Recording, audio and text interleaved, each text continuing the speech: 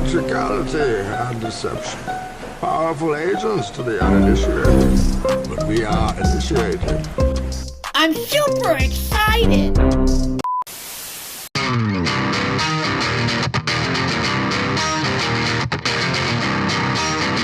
The Mona Lisa is fake.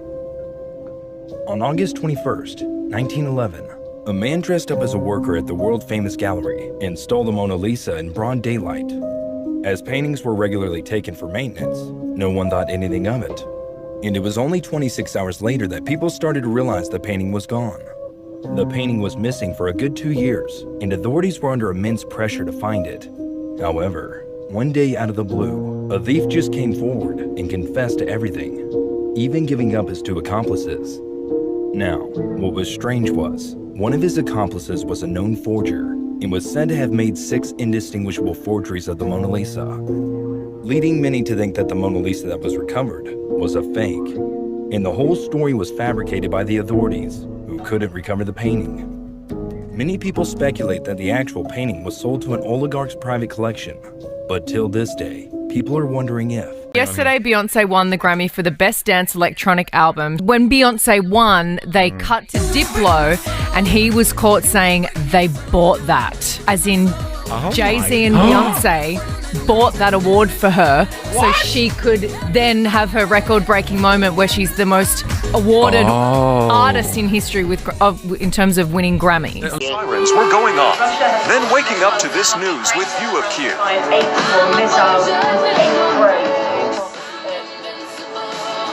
I'm going to show you 3 artifacts that seem to defy evolution.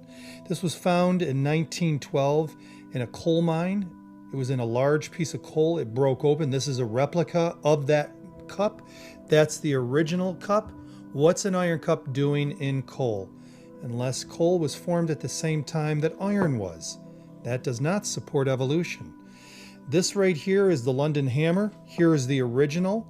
What's interesting about this is it's encased in alluvial stone. You could make the argument this is, great-grandfather's iron hammer, but this is starting to coalize, and there's a little nick that was taken out of it 75 years ago. It's right there, and it didn't rust, and it has chlorine in it. Here's the chemical makeup right there. Iron and a little bit of chlorine, which is unusual. This particular artifact right here, I kind of panned at one time, thinking it was kind of until I saw the CAT scan.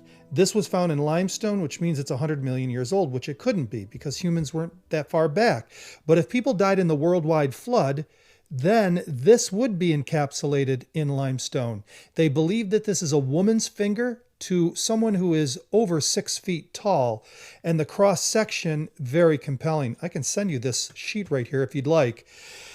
So there you have it. Apes, aliens, or Adam, where did we come from, friends? I parked my car here. I realized at this spot that I would be able to see Kennedy pass close by. I stood here and waited, and I was looking towards where he would be coming from. I suddenly saw 2 men who looked suspicious directly over there in the car park. I saw a man standing here wearing a black hat and a blue jacket. I saw a puff of smoke and I thought it was a cigarette, but it wasn't. He had a gun and he walked towards the railroad. He tossed the gun to the second man. Then he turned and straightened his jacket, adjusted his hat, and walked casually away. The man with the striped shirt, the railroad shirt, walked over to the electrical box with the gun. He took the gun apart. He put it in a toolbox.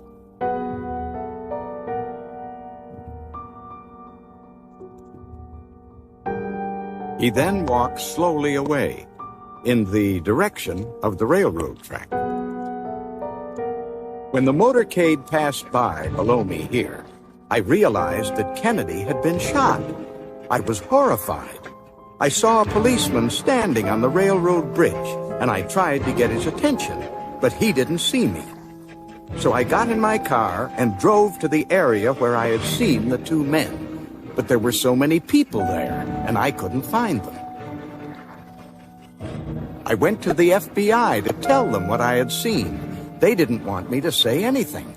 They offered me money to keep quiet. I do feel that the two men I saw were working together, and that the one with the gun behind the fence was the man who shot President Kennedy.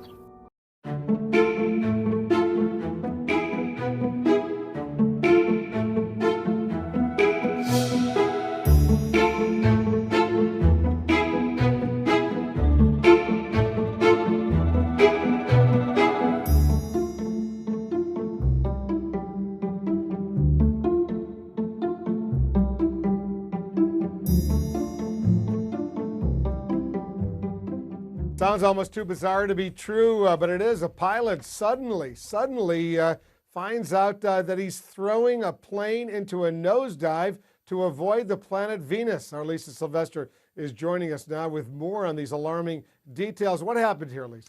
Well, Wolf, this could have been a major disaster. The airline originally blamed severe turbulence, but now we know it was actually pilot error. The Air Canada flight was en route from Toronto to Zurich, Switzerland. It was about halfway across the Atlantic when this happened. The first officer requested what is called a controlled rest in the cockpit. That's a short nap during the flight, which is allowed. It's only supposed to last a maximum of 40 minutes. But the officer slept for about 75 minutes, clearly in a deep slumber. When he woke up, the captain mentioned there was a U.S. military plane in the vicinity. The first officer, disoriented, looks out and sees the planet Venus. He thinks it's the other plane and it's headed straight toward them.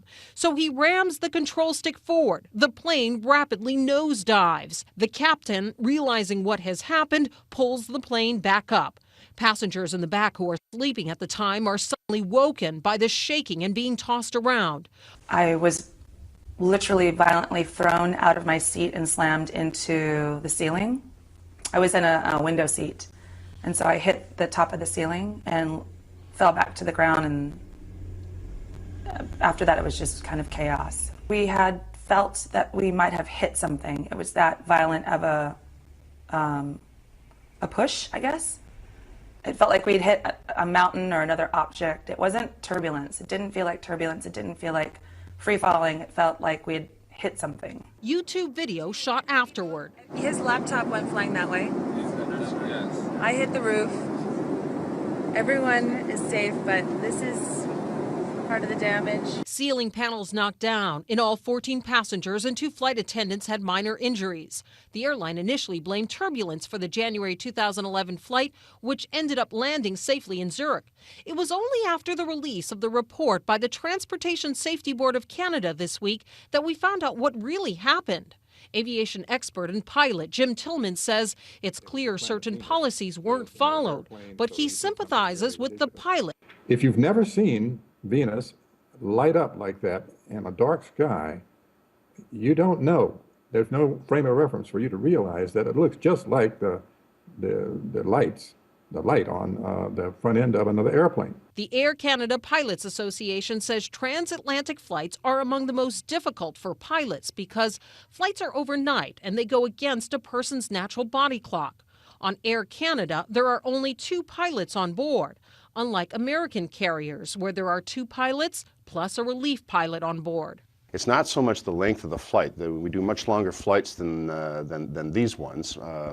If they're much longer, then you would have 3 or sometimes 4 pilots. But these ones in particular, where you have only 2 pilots, and that time of day consideration comes into play, that really makes them, a risk for fatigue.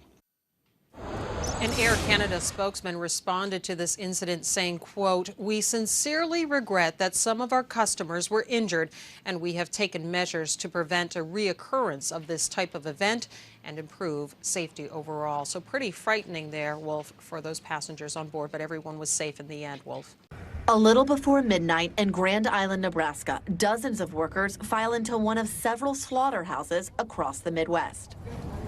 And tonight, officials from the Department of Homeland Security tell NBC News federal investigators are looking into whether 50 children who were illegally employed by Packers Sanitation Services, or PSSI, some as young as 13, were victims of human trafficking. In August, the Department of Labor opened an investigation into PSSI, scouring company records from 50 locations. So far, they say, at least 50 children were found to be working graveyard shifts for PSSI and at least 5 locations, including the Grand Island plant and a second JBS Foods plant in Worthington, Minnesota. Audrey Lutz has been helping migrant children who say they worked at the Grand Island plant. It was the hardest phone call of my career to receive, that there were children and young children, 13 and 14, working out at the meatpacking plant and on the cleaning crew. In court filings, the company did not deny hiring children, but attributed it to rogue individuals who presented fake identification. You met them.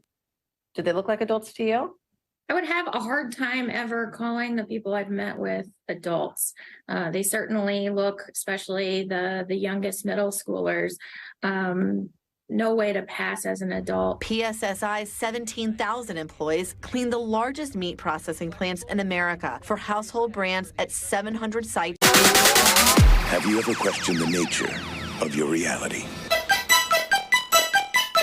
Wait for it.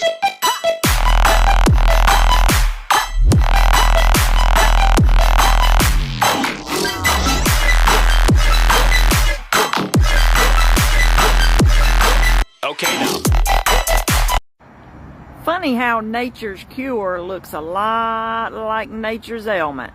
This is a seed ball off of a sweet gum tree. We call them sweet gum balls. Very hard, prickly, sticky, not pleasant to step on barefooted while you're grounding in the summertime. These crazy little guys contain the same active ingredient that Tamiflu contains, which is shikimic acid. It kills viruses.